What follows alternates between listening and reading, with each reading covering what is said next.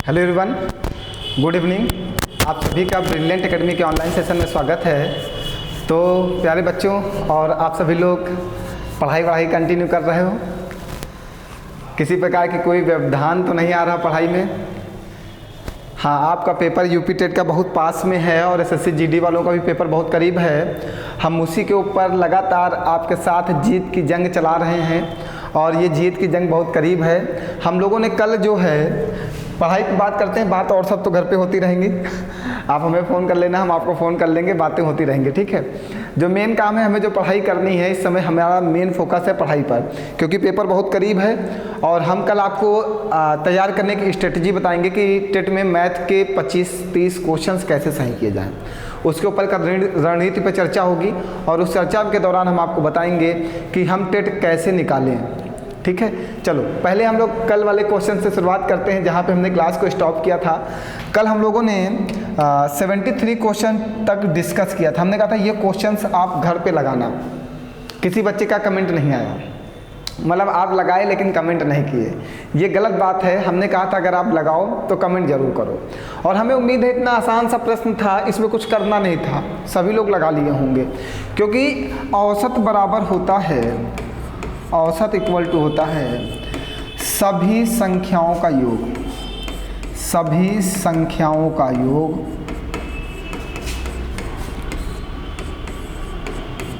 बटे में सभी संख्या, ये आपका औसत होता है।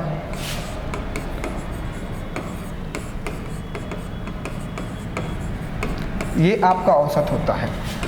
तो हमें औसत निकालना इन संख्याओं का, तो सभी संख्याओं का योग कर दो। 410 प्लस 475 प्लस 525 प्लस 650 प्लस 720 और बटे में जितनी संख्याएं हों, 1 2 3 4 5, बटे में 5 संख्या कर दो। इसको जोड़ के और 5 से डिवाइड कर देना, आपका एवरेज आ जाएगा और आपका वही आंसर सही होगा। बात क्लियर है ना?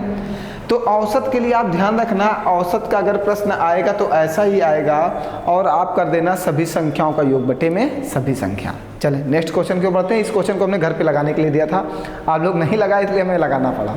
आइए 74 क्वेश्चन लेते हैं।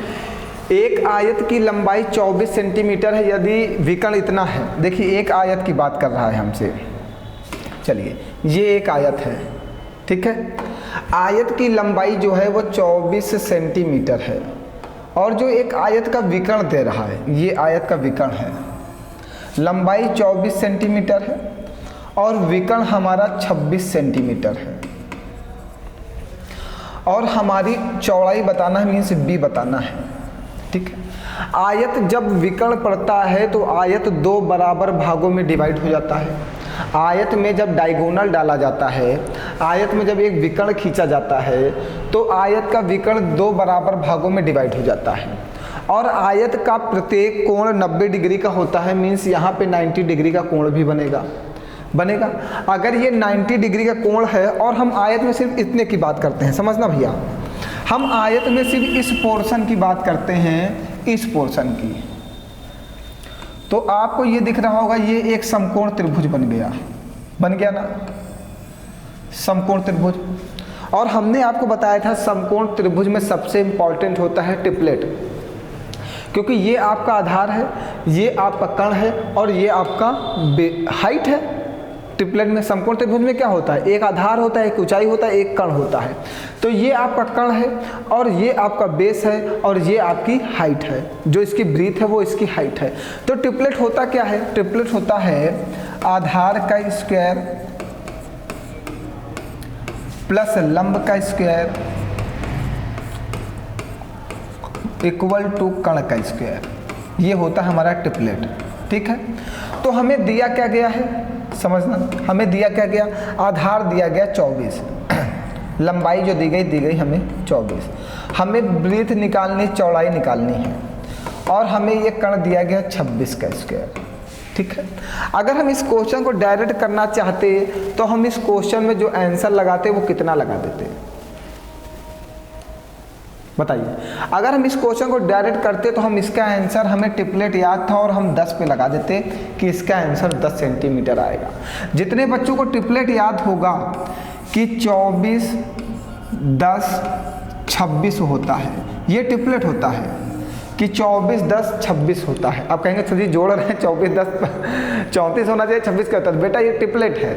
24 और 10 का जो ट्रिपलेट होता है, जैसे आप करते हो कि 5, 12 का ट्रिपलेट 13 होता है। देखिए ये इंपॉर्टेंट ट्रिपलेट हमने सभी बच्चों को लिखा दिए हैं। सभी बच्चे कुछ इंपॉर्टेंट ट्रिपलेट को ध्यान रखेंगे। आपके पेपर में पिछले साल ट्रिपलेट से 2 क्वेश्चन पूछे गए थे। टेट में ट्रिपलेट से 2 क्वेश्चन पूछे गए थे, तो ट्रिपलेट जरूर ध्यान रखिएगा प्यारे बच्चों, क्योंकि अगर आप टेट देने जा रहे हो तो ये सब बेसिक चीज़ें हैं जो आपको जानना जरूरी है। ठीक, तो 24 का स्क्वायर कितना होता है भैया? 576 होता है, प्लस का 20 स्क्वायर। 26 का स्क्वायर 676 होता है। 576 उधर जाएगा तो माइनस हो जाएगा, 676 से कितना बचेगा? 100।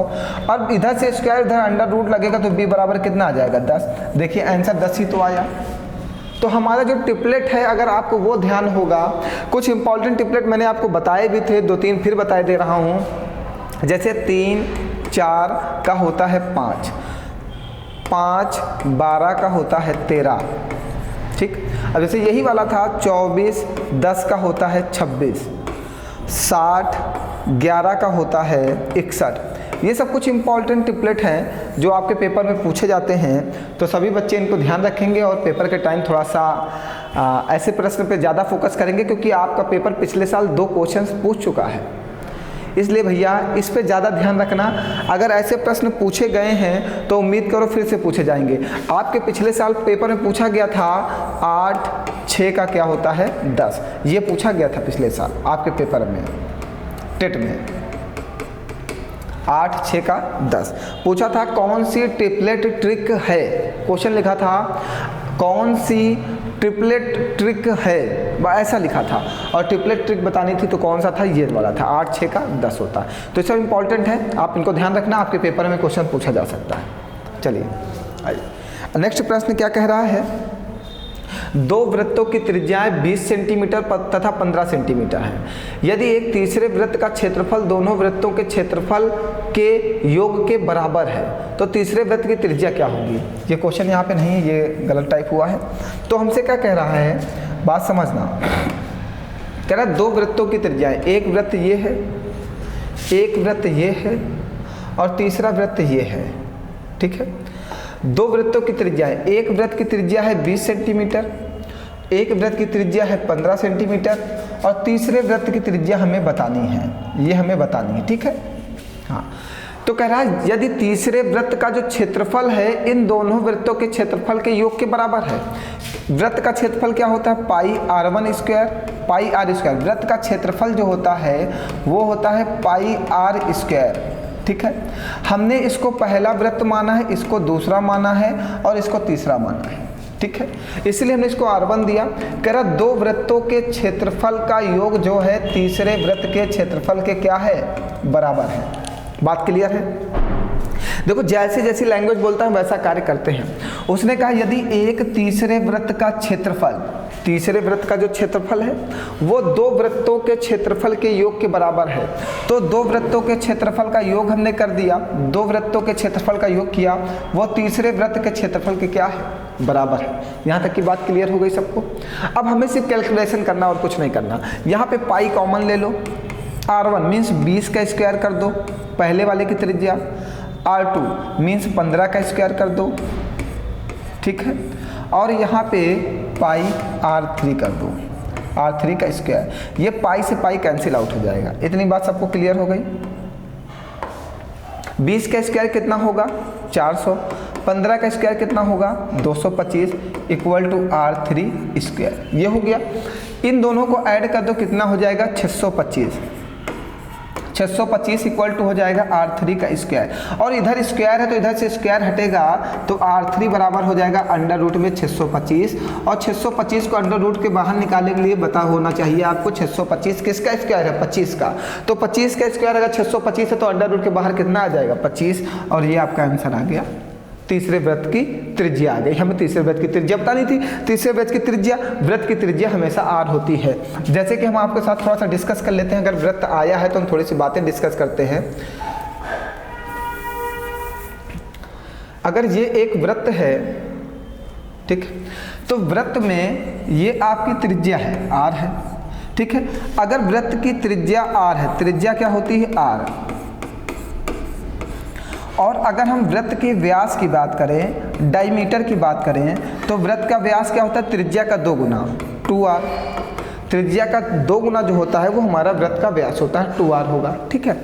अगर इसमें एक रेखा इस बिंदु से ऐसे खींच दी जाए तो ये हमारी वृत्त की जीवा होती है, जीवा हो जाती है। तो वृत्त का क्षेत्रफल क्या होगा, एरिया क्या होगा, पाई r स्क्वायर होगा। वृत्त का परिमाप क्या होगा, पेरीमीटर क्या होगा, 2 पाई r होगा, ठीक है। अब इसी की बात कर लें, अगर ये एक वृत्त है, अर्धवृत्त है, मीन्स सेमी सर्किल है, ठीक है, अर्धवृत्त है, तो ये टोटल हमारी जो r है ये क्या हो जाएगी, 2r हो जाएगी, हो जाएगी। अगर हम इसके एरिया की बात करते हैं तो हो जाएगा पाई r स्क्वायर बटे में 2, और अगर इसके पेरीमीटर की बात करते हैं तो 2r प्लस का पाई r। ये आप ध्यान रखिएगा, ये इंपॉर्टेंट है, आपके पेपर में पूछे जा सकते हैं, ठीक है भैया। इतनी बात सबको क्लियर है, ये इंपॉर्टेंट है, ये आप ध्यान रखिएगा, अपने नोट्स में लिख लीजिएगा, और ये सब के ऊपर आपसे प्रश्न पूछा जा सकता है आपके पेपर में, तो सभी बच्चे इसको ध्यान से समझ लेंगे और पेपर में आएगा जरूर, ठीक है। आगे बढ़ाया जाए, तो ये प्रश्न आपके समझ में आ गया है सभी लोगों को। कोई कुछ पूछना है, कोई डाउट क्लियर करना हो तो क्लियर कर लो, कहीं पर आप कमेंट करके क्लियर कर सकते हो, कोई परेशानी नहीं है। आपको कोई भी डाउट है आप कमेंट करो, मैं क्लियरिटी जरूर करूंगा। अगर कहीं पर भी कोई परेशानी है तो क्लियर कर लीजिए, ठीक है। आपको आना चाहिए, बस मेरा एक ही उद्देश्य है कि आपको मैथ आनी चाहिए। चले फिर आगे बढ़ें। ये सारे फार्मूले आप नोट डाउन कर लो अपनी कॉपी में, नोट करना इंपॉर्टेंट है, क्योंकि पेपर के टाइम सिर्फ आपके पास रिवीजन करने का समय होगा, एक दिन पहले आप सिर्फ फार्मूले देख सकते हो। तो सारे फार्मूले देखने एक बार पेपर में जाते वक्त आपको, बस चलिए आइए। एक पार्किंग में सभी वाहनों का औसत वजन 4000 किग्रा है, 12 वाहनों का औसत वजन 6000 किग्रा है, शेष वाहनों का औसत वजन 3000 किग्रा है, पार्किंग में वाहनों की कुल संख्या कितनी है। भैया इस तरह के प्रश्न लगाने के बहुत सारे मेथड होते हैं, ठीक है, बहुत सारे मेथड होते हैं, लेकिन हम अपना एक रामबाण मेथड चलाते हैं। अगर उस मेथड को आप समझ पाओगे, अगर आप समझ जाओगे, तब तो आप इस प्रश्न को बहुत आसानी से पेपर में लगा लोगे। क्वेश्चन समझना होगा, लैंग्वेज समझनी होगी, आंसर आपका आ जाएगा, ठीक है। तो पार्किंग में 2 प्रकार के वाहन हैं, ठीक है। एक पार्किंग में सभी वाहनों का औसत वजन कितना है, औसत वजन जो टोटल जो सबका होगा वो बीच में लिखा जाता है, कितना है, 4000 है, ठीक है। इतनी बात समझ में आ गई। जो टोटल वैल्यू होगी, जो सबका औसत वजन होगा, वो हमेशा बीच में लिखा जाएगा, टोटल वैल्यू, ठीक। आगे क्या कह रहा है, अब नीचे दिया गया, यहाँ पे दिया गया 12 वाहन दिया गया, पहला वाला 12 वाहनों का औसत वजन दे दिया है 6000, ठीक है। शेष वाहन हमसे पूछा, हमने कहा शेष वाहन हमारे x हैं, शेष वाहन x कह दो, क्योंकि ये हमें पता नहीं है। शेष वाहनों का औसत वजन 3000 हमें दे रखा है, हमने 3000 लिख दिया। कोई परेशानी आपको, यहाँ तक कि कोई दिक्कत नहीं होनी चाहिए। तो होता क्या है, थोड़ा सा हम इसको छोटा करेंगे क्योंकि जगह कम पड़ रही है, ठीक है। सबको दिखाई दे रहा है। क्वेश्चन बड़ा करने की ज़रूरत हो तो बताइए, जरूर बड़ा कर देते हैं थोड़ा सा, ठीक है। अब क्लियर है, ठीक। हमसे शेष वाहनों का औसत वजन दिया था, हमने शेष वाहन x लिख दिया और उसका औसत। नीचे हमेशा क्या लिखा जाता है, संख्या। बीच में हमेशा टोटल वैल्यू लिखी जाती है, जो टोटल हो, जो सभी का हो, टोटल वैल्यू, ठीक है। ये ध्यान रखिएगा। होता क्या, प्रोसेस क्या है, इसका मल्टीप्लाई इसके साथ कर देते हैं, 12 छंग 72000, और इसका मल्टीप्लाई इसके साथ कर देते हैं प्लस का 3000x, अपॉन में इन दोनों का योग 12 प्लस x, इक्वल टू में टोटल वैल्यू 4000। इसे हमें सॉल्व करना है, ठीक है। अब सॉल्व करना है, सॉल्व करने का तरीका है, 1 2 3 3 जीरो हैं, 1 2 3 3 जीरो हैं, 1 2 3 3 जीरो हमने काट दिया, ठीक है, कोई परेशानी।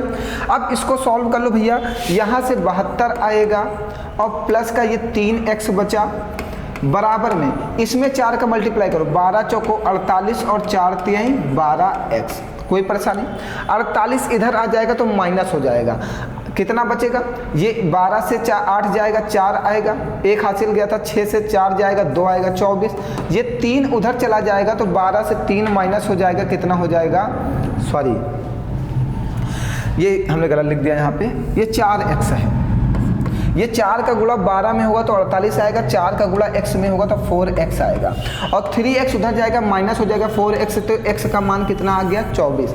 तो यहाँ पे जो वाहनों की संख्या कितनी आ गई 24 आ गई। हमसे पूछा है पार्किंग में वाहनों की कुल संख्या, 12 ये वाहन है और 24 ये वाहन है, तो 12 और 24 टोटल कितने वाहन हो गए आपके 36। ये आपके वाहनों की संख्या आ गई। बहुत ही अच्छा प्रश्न है, प्राइमरी लेवल में तो नहीं पूछा जाएगा टेट में, लेकिन जूनियर टेट में जरूर पूछा जाएगा। ऐसा प्रश्न जूनियर के पेपर में पूछा जा सकता है। ठीक, बताइए कोई समस्या आपको? मैं एक बार फिर से समझा देता हूँ आपको प्रोसेस, तो प्रोसेस समझ लीजिए, बहुत अच्छा प्रश्न है। उसने कहा एक पार्किंग में, ये हमारा जो मेथड है ये रामबाण मेथड है, इससे हम बड़े से बड़े प्रश्नों को सॉल्व कर सकते हैं बहुत आसानी से। ठीक, बहुत ही आसानी से। हम एक बार फिर से समझा देते हैं, इसको रफ करके समझा देते हैं जिससे आपको अच्छे से समझ में आ जाए, और ये क्वेश्चन आने की पूरी संभावनाएं हैं। ठीक है, चलिए फिर से समझ लीजिए। एक पार्किंग में सभी वाहनों का औसत वजन जो टोटल वैल्यू होगी वो हमेशा बीच में रखी जाएगी। ठीक, 2 प्रकार के वाहन हैं। पहले वाहनों का आपको दिया गया 12 संख्या दी गई, 12 संख्याओं का औसत वजन 6000 दिया गया है। दूसरे वाहन शेष वाहनों का औसत वजन, शेष वाहन हमने कह दिया x है, इनका औसत वजन हमने कह दिया ये 3000 है, क्योंकि इसने कहा शेष वाहनों का औसत वजन 3000 किलोग्राम है। हमें वाहनों की कुल संख्या बतानी है, वाहनों की कुल संख्या बतानी है। ये 1 2 3 1 2 3 1 2 3, ये सारे जीरो काट दीजिए। ठीक है, इसका गुणा इसमें कर दीजिए 12 छंग 72, इसका मल्टीप्लाई इसमें कर दीजिए 3x, अपॉन में इन दोनों का योग 12 प्लस x, इक्वल टू में टोटल ये 4, ये 72 प्लस 3x, इस 4 का मल्टीप्लाई इसमें करिए 12 चौको 48 और प्लस का 4x। ठीक है, ये 48 से 72 घटा देंगे कितना आ जाएगा 24, और 3x से 4x घटा देंगे x का मान आ जाएगा 24, और यहाँ पे x का मान 24 आ गया। ठीक, पहले आपके पास 12 वाहन थे, x का मान कितना आया 24, तो टोटल आपके पास कितने वाहन हो गए 36। ये हमारा रामबाण मेथड है जिससे हम बड़े से बड़े प्रश्नों को आसानी से सॉल्व कर सकते हैं। और देखिए हमने दोबारा जब किया तो कैलकुलेशन और आसान किया ना। हमने जीरो, यहाँ पे 3 जीरो काटा तो यहाँ पे भी 3 जीरो काटोगे तो यहाँ पे भी 3 जीरो काटोगे। जो प्रोसेस है वो सेम होना चाहिए सबके लिए। समझ पा रहे हो? कह रहे होगे सर जब भी कुछ बताते हो तो कुछ ना कुछ अलग कर देते हो, पहले जीरो नहीं काटा था इस बार जीरो काट दिया। भैया तुम्हारा जैसे मन हो वैसे कैलकुलेशन करो, हमने आपको रोक नहीं रखा है। आप चाहते हो गुणा करना, आप पहले गुणा कर लो, कोई प्रॉब्लम नहीं, आप जैसा चाहोगे वैसा करो। आगे बढ़ाया जाए, बात क्लियर है? तो बीच में हमेशा टोटल वैल्यू ली जाती है, यहाँ पे हमेशा एवरेज लिया जाता है जो दिया जाए, और नीचे हमेशा संख्या ली जाती है, संख्या। बस ये रामबाण मेथड का बहुत बड़ा खेल है। अगर आप इसको समझ गए तो आप 5-6 चैप्टर को सेकंडों में उसके प्रश्नों को हिला सकते हो। ठीक है, चलें आगे बढ़ाएं। तो टोटल वाहनों की संख्या कितनी आ गई 36 आ गई। चलिए नेक्स्ट प्रश्न है, 4650 रुपए की एक राशि साधारण ब्याज से उधार दी जाती है। यदि ब्याज वार्षिक दर पर 7.5% है 4 वर्षों के लिए, साधारण ब्याज क्या होगा? साधारण ब्याज बराबर होता है मूलधन गुणे दर गुणे समय बटे में 100। दशमलव हटा दो, 1 जीरो यहाँ बढ़ा दो, ये 25 या 75, 25 चौको 100, ये 4 एक नम 4, 4 एक नम 4, ये कट जाएगा। इसका गुणा कर दो, 3 25 15 5 हासिल लगाए, 3 6 18 1 19 का 9, 3 चौको 12 1 13, 1395 साधारण ब्याज आएगा। बताइए कुछ करना। कैलकुलेशन थोड़ा सा आप स्ट्रॉन्ग करो भैया, आपका कैलकुलेशन थोड़ा सा वीक है। साधारण ब्याज SI बराबर होता है PRT अपॉन 100। साधारण ब्याज बराबर होता है मूलधन गुणे दर गुणे समय बटे 100। तो मूलधन आपको दे रखा 4650 रुपए की धनराशि है। रेट ऑफ इंटरेस्ट ब्याज की दर रखा 7.5%, ये दे रखा है आपको। और 4 वर्षों में ये कितना ब्याज देगी? देखो कितना ब्याज देगी, साधारण ब्याज क्या होगा? तो 4 वर्षों में ये कितने रुपए ब्याज देगी? 1375 रुपए ब्याज देगी। क्लियर है? आगे बढ़ा जाए, चलिए आइए। एक पाइप है C, एक टैंक को 12 घंटे में भर सकता है। एक पाइप D है, उस टैंक को 40 घंटे में भर सकता है। पाइप C और D मिलकर दोनों इस टैंक को कितने घंटे में भर सकते हैं? C अकेले एक पाइप को 12 घंटे में भरता है, D अकेले एक पाइप को 40 घंटे में भरता है। इन दोनों का एलसीएम ले लो, एलसीएम कितना हो जाएगा? 60 160, 160 नहीं होगा। 4 3 12 4 दहम 40, 4 3 12 4 दहम 40, 10 33 120, 120 इसका एलसीएम होगा। टोटल कार्य हमारा आ गया 120। जो हमें काम करना है हम इसको टोटल मनी मानते हैं। हम आपको पहले भी बता चुके हैं कि हमारे लिए जो कार्य होगा वो हमारे लिए टोटल मनी होगी, वो हमारा पूरा पैसा है जो हमें खर्च करना है। ठीक है, अब हमारे पास टोटल कितने रुपए हैं? 120 रुपए हैं। ये 12 घंटे कार्य करता है, ये 40 घंटे कार्य करता है। ये 12 घंटे में 120 रुपए खर्च करता है तो 1 घंटे में कितने? 10 रुपए खर्च करता है। ये 40 घंटे में 120 रुपए खर्च करता है तो 1 घंटे में कितने? 3 रुपए खर्च करता है। ये दोनों इनकी कैपेसिटी है, ये इफिशियंसी है, ये इनकी क्षमता है। सी जो है 1 दिन में 10 रुपए खर्च करता है तो 12 दिन में कितने रुपए खर्च कर लेगा? 120 रुपए। डी जो है 1 दिन में 3 रुपए खर्च करता है तो 40 दिन में कितने खर्च कर लेगा? 120 रुपए। अब हमें क्या करना है? ये पूरे रुपए खर्च कराना है। किससे? सी और डी से। सी 1 दिन में कितने रुपए खर्च करता है? 10।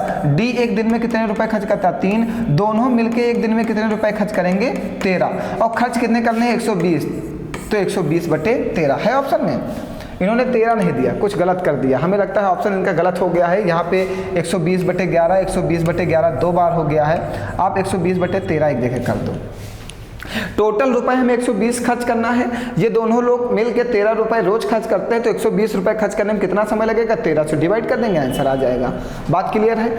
अगर आप कहेंगे तो समय और कार्य हम क्लास 2-4 पढ़ा सकते हैं, अभी टाइम है टेट में। अगर आपको उचित लगता है तो आप कमेंट करके बता दो कि सर समय और कार्य की क्लास दे दीजिए, तो हम दे देंगे। अगर आपको लगता है कि क्लास चाहिए आपको तो आप बताएंगे तो हम आपको क्लास जरूर दे देंगे। चलें आगे बढ़ाएं।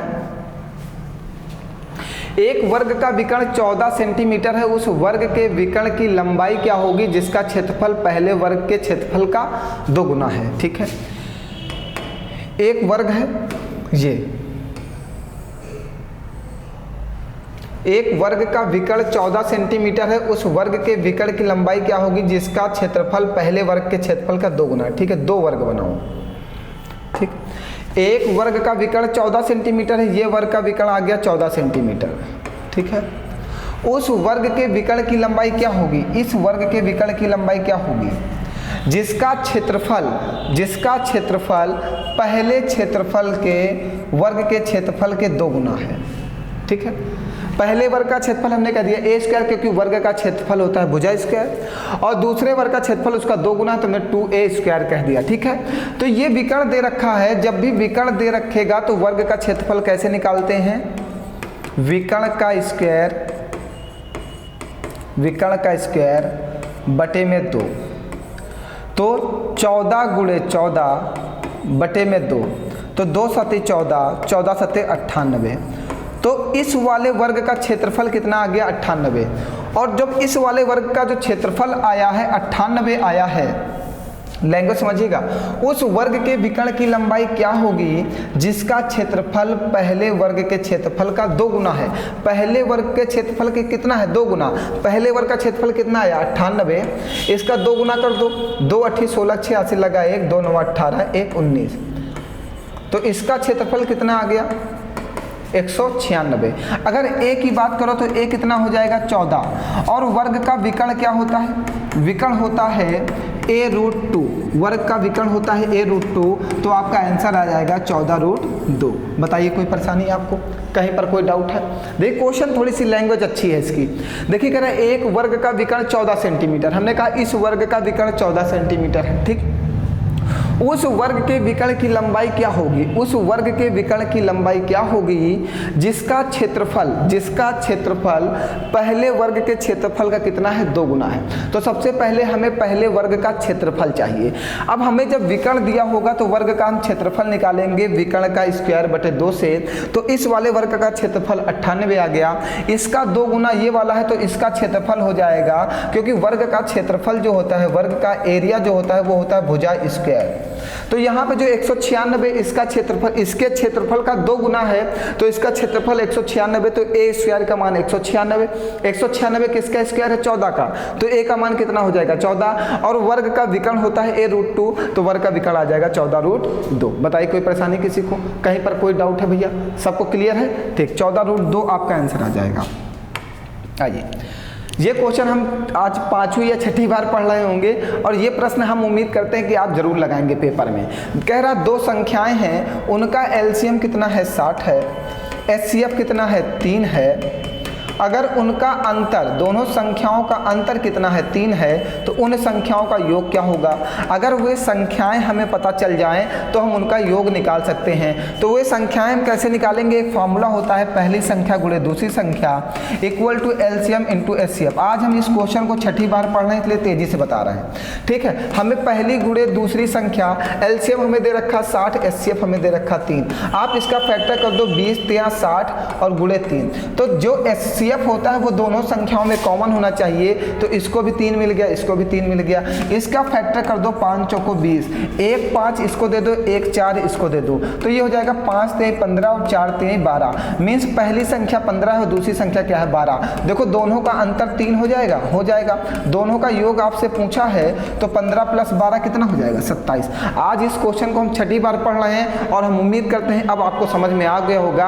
अगर ऐसा प्रश्न आपके पेपर में आएगा आप जरूर लगा लोगे, पूरी उम्मीद है। और मोस्ट इंपॉर्टेंट प्रश्न है, हमें उम्मीद है कि इस बार आपका टेट का पेपर इस तरह का एक प्रश्न जरूर पूछेगा, 100% पूछेगा, गारंटी के साथ पूछेगा, ठीक है। हमारे पढ़ाए हुए 25 प्रश्न आपके पेपर में आएंगे, तो मतलब हम जो इंपॉर्टेंट बता रहे हैं वो पूछेगा जरूर, ठीक। तो ऐसे प्रश्न आप बार बार रिपीट कर लो। आज ये 6ठा प्रश्न मैं रिपीट करा रहा हूँ और मैंने बार बार इसी नियम को फॉलो करते हुए इस प्रश्न को सॉल्व कराया है। बताइए आगे बढ़ाया जाए, चलिए। नेक्स्ट क्वेश्चन है, एक वस्तु के विक्रय मूल्य तथा क्रय मूल्य में अनुपात इतना है। एक वस्तु के एसपी तथा सीपी में जो रेशियो है वो कितना है 7:5 है। लाभ या हानि प्रतिशत बताइए। अब आप एक बात को समझो, आप एक वस्तु जो है 7 रुपए में बेचते हो और खरीदे 5 रुपए में। सीपी का मतलब होता है कॉस्ट प्राइस और एसपी का मतलब होता है सेलिंग प्राइस। आप एक वस्तु को 5 रुपए में खरीद के लाते हो, 7 रुपए में बेचते हो, तो क्या होगा, लाभ होगा। लाभ होगा तो कितने रुपए का लाभ होगा, 2 रुपए का लाभ होगा। इसी को प्रॉफिट परसेंट बताना है, तो प्रॉफिट परसेंट इक्वल टू होता है प्रॉफिट इंटू 100 अपॉन में सीपी। प्रॉफिट कितने रुपए का हो रहा है, 2 रुपए का गुणे 100 बटे सीपी मीन्स कॉस्ट प्राइस होता है 5 से काट दो, 5 दूनी 10 20 20 दूना 40%। 40% का लाभ होगा आपको, ठीक है। बताइए, ये प्रश्न भी बहुत बार आ चुका है और ये भी मोस्ट इंपॉर्टेंट भैया। ऐसा प्रश्न भी आने की पूरी संभावना है आपके पेपर में। ये भी मोस्ट इंपॉर्टेंट प्रश्न में आप डाल लीजिएगा। हम उम्मीद करते हैं ऐसा प्रश्न आ सकता है आपके पेपर में प्रॉफिट लॉस से, ठीक है। चलें आइए, एक आयत की लंबाई 16 सेंटीमीटर है, यदि विकर्ण की लंबाई इतनी ही तो आयत की चौड़ाई। देखिए पुराना ही प्रश्न आ गया, इस बार हम लगाएंगे नहीं, जिससे हमने स्टार्टिंग की थी सेम प्रश्न वही है। एक आयत की लंबाई आपकी 16 सेंटीमीटर है, विकर्ण की लंबाई 20 सेंटीमीटर है, हमें चौड़ाई बताना है, बी बताना है, ठीक है। तो हम ट्रिपलेट की बात करें, 16 का ट्रिपलेट कितना होगा, 16 12 20, ये ट्रिपलेट होता है। हमने इस क्वेश्चन को अभी इससे पहले समझाया, तो इसका आंसर हो जाएगा 12 सेंटीमीटर, ठीक है। कोई परेशानी है कहीं पर, कोई समस्या? तो ट्रिपलेट आप ध्यान रखो, आंसर आ जाएगा। तो चौड़ाई हमारी कितनी हो जाएगी, 12 सेंटीमीटर, और हमारा आंसर आ जाएगा, ठीक है, 12 सेंटीमीटर। वरना अगर आप ऐसे नहीं लगाना चाहते हो तो लॉन्ग मेथड हमने इससे पहले सॉल्व किया, आप उससे लगाओ। हमें ट्रिपलेट याद है, आप भी ट्रिपलेट थोड़ा से याद करो। इंपॉर्टेंट जैसे पेपर में कोई क्वेश्चन आए, और ये भी क्वेश्चन मोस्ट इंपॉर्टेंट ही है। ऐसे प्रश्न बार बार रिपीट हो रहे हैं, मीन्स ऐसे प्रश्न पूछे जाएंगे। अगर कोई क्वेश्चन बार बार रिपीट हो रहा है हमारी सीरीज में, तो इंपॉर्टेंट सीरीज चल रही है, इंपॉर्टेंट क्वेश्चन की सीरीज चल रही है ये। तो अगर इंपॉर्टेंट क्वेश्चन की सीरीज है और कोई क्वेश्चन बार बार आ रहा है, तो इसका मतलब वो क्वेश्चन बहुत इंपॉर्टेंट है, पेपर में आ सकता है, ठीक है। तो ऐसे क्वेश्चनों को आप तैयार रखो बिल्कुल। आइए, यदि एक आयत की लंबाई को 50% बढ़ाया जाता था, चौड़ाई 25% घटाया जाता, तो उसके क्षेत्रफल में कितने प्रतिशत की वृद्धि होगी। जब भी दो हो, एक आयत की लंबाई को 50% बढ़ाया जाता है और चौड़ाई को 25% घटाया जाता है, तो ऐसे प्रश्नों में हम प्रतिशत परिवर्तन लगाते हैं। हम बार बार बता रहे हैं, ऐसे प्रश्नों में हम प्रतिशत परिवर्तन लगाते हैं। Plus minus x plus minus y plus minus x y upon 100, ये प्रतिशत परिवर्तन का फार्मूला होता है, ठीक है, प्रतिशत परिवर्तन का। अब प्रतिशत परिवर्तन में होता क्या है, प्रतिशत परिवर्तन में ये लंबाई को x कह दो और चौड़ाई को y कह दो। तो पहले 50% बढ़ा रहे हो, प्लस का 50, फिर 25% घटा रहे हो, क्योंकि ये घटाया जा रहा है। देखो 25% घटाया जाता है, तो माइनस का 25, प्लस और माइनस इन दोनों का गुणा, प्लस और माइनस का गुणा, माइनस 50 गुणे 25 बटे में 100, ये कैंसिल आउट। ये 50 से 25 घटाओगे कितना आएगा भैया 50 माइनस 50 दूनी 100 और ये कटेगा 12.5। अब इसको 12.5 से इसको घटा दो तो आ जाएगा 12.5%। 25 से 12.5% घटाओगे आपका कुल प्रतिशत परिवर्तन कितना आ जाएगा 12.5%। इस तरह का भी प्रश्न मोस्ट इंपॉर्टेंट है, आपके पेपर में आ सकता है। इस तरह के भी प्रश्न हम लगातार डिस्कस कर रहे हैं आपके साथ और बार बार आ रहा है। अगर कोई बच्चा नया जुड़ा हुआ तो एक बार जाके वो प्रीवियस ईयर जितनी भी क्लासेस हमारी हो चुकी हैं प्रीवियस वाली उन क्लासेस को वॉच करो, सब कुछ समझ में आएगा। तो ऐसे प्रश्नों में हम क्या लगाते हैं प्रतिशत परिवर्तन लगाते हैं। सभी लोगों को समझ में आ रहा है। एक को लंबाई को बढ़ाया गया है 50%, चौड़ाई को 25% घटाया गया है। तो कुल परिवर्तन क्या होगा, जब भी कुल परिवर्तन की बात करेगा आप क्या लगाओगे प्रतिशत परिवर्तन लगाओगे। और प्रतिशत परिवर्तन क्या फॉलो करता है, ये आंसर आपका प्रतिशत परिवर्तन से तुरंत आ जाएगा। ठीक है, चलिए आगे बढ़ें। चलिए आज के प्रश्न समाप्त होते हैं यहीं पर। ये मोस्ट इंपॉर्टेंट है भैया, इस क्वेश्चन को आप जरूर तैयार कर लेना। ऐसा प्रश्न एक जरूर आएगा। आप कह रहे हो सर कह रहे हैं ऐसा प्रश्न जरूर आएगा, ऐसा प्रश्न जरूर आएगा, रोज बताते हैं। तो बेटा कुछ ऐसे इंपॉर्टेंट प्रश्न चलते हैं, अगर 25 प्रश्न हमारे पढ़ाए हुए ही आने हैं तो अगर हम नहीं बताएंगे तो कैसे आएंगे। और हमने बता दिया कि हम जो पढ़ाएंगे वही आपके पेपर में आएगा, उसके बाहर से कुछ नहीं आएगा। ठीक है, 25 प्रश्न की गारंटी है, उसके आगे आप तैयारी करते रहो। जैसा आपके भाग्य में लिखा होगा वैसा आपको पेपर मिलेगा। तो मिलते हैं कल नेक्स्ट क्लास में। ठीक है, पूरे जोश के साथ पूरे होश के साथ पढ़ते रहो, इस बार सिलेक्शन लेना है। तो मिलते हैं कल की क्लास में। आप सभी लोगों को धन्यवाद। हंसते रहो, मुस्कुराते रहो और पढ़ते रहो।